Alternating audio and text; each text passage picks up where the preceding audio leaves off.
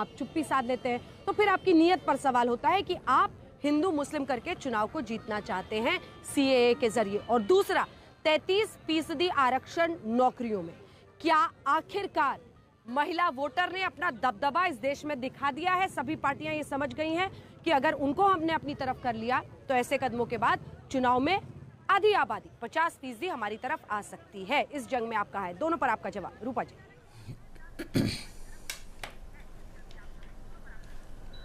देखिए, मैं आपको एक सिंपल तरीके से सीए के बारे में पश्चिम बंगाल के साथ क्या रिश्ता है वो मैं समझाती हूँ।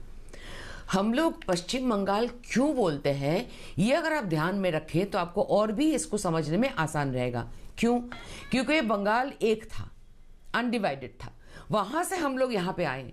तो आज भी यहाँ पे करोड़ों लोग जो ज्यादातर पश्चिम बंगाल में ही आए हैं, तो जब बांग्लादेश से ज्यादा आए हैं वो लोग यहाँ पे, वो पहले 7 दिन से उनको अलग अलग राजनीतिक दलों ने अलग अलग चीज का वादा किया है।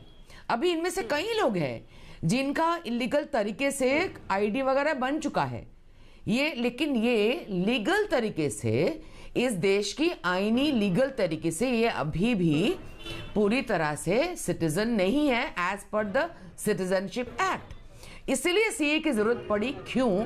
क्योंकि ये लोग, बहुत सारे लोग रेलवे के लाइन के साइड से बहुत सालों से उद्वास्तु की तरह बैठे हुए हैं, उनको कोई जमीन का पट्टा नहीं दिया जा रहा है। अब जब सबको प्रधानमंत्री आवास योजना दिया जा रहा है तो वहां पे देखा गया कि जिनको जमीन है, उनको घर नहीं है, उनको दिया जा रहा है। और उद्वास्तु के बहुत सारे लोग हैं जो जमीन खरीद नहीं पाए क्योंकि उनके पास अच्छे डॉक्यूमेंट नहीं है जो साबित कर सकता है कि वो इस देश के नागरिक हैं। लेकिन ये साबित है कि वो मतलब 100 साल से फ्रॉम आफ्टर दिस पार्टीशन, उसके बाद से आए हुए हैं, उसके बाद भी आए हुए हैं। और हिंदू, आप मुझे ये बताइए, आज अगर हमको कोई निकाल देता है, हम जाएंगे कौन से देश में? आप इतने हिंदू मुसलमान कर रहे हैं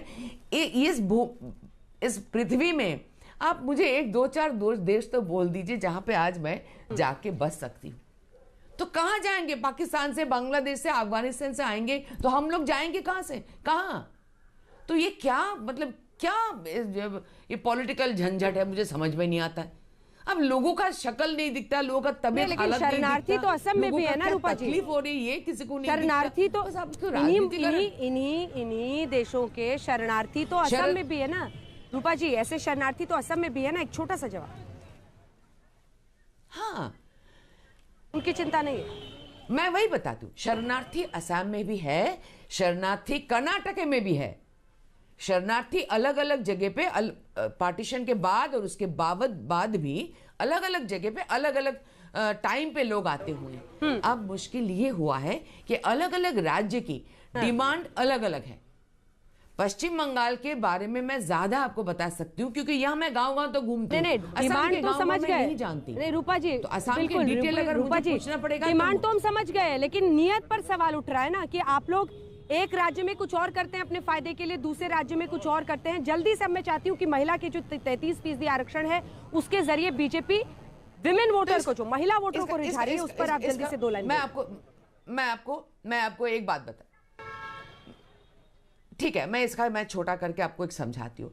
ये जो 33% ऑफ रिजर्वेशन की बात हो रही है, महिला संरक्षण की, आरक्षण की, जहां पे सीट दिए जाएंगे, काम दिए जाएंगे, नौकरी दी जाएंगे, आपको ये तो याद है, जरूर आप जानते होंगे कि पश्चिम बंगाल हमेशा माओ की देश है।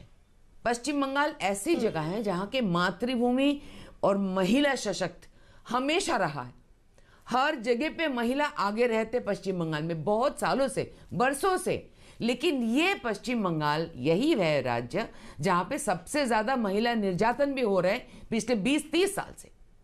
तो जो राज्य महिलाओं को हमेशा माँ दुर्गा का स्थान बोले रखते हैं, माँ काली का जगह बोले रखते हैं, वो महिला का यहाँ पे सबसे ज्यादा पिछड़ापन भी दिखता गया, जो इस राज्य के लोगों का कामया नहीं है। तो यहाँ ज्यादातर जरूरी है। अब आप पूछेंगे कौन से राज्य में कहां है, कितने महिला संरक्षण, मुझे नहीं पता, and I am not even interested. I am only interested about my West Bengal, this much I can tell you very very clearly. लीजिए रिजू दत्ता, वो कह रही है वो बंगाल में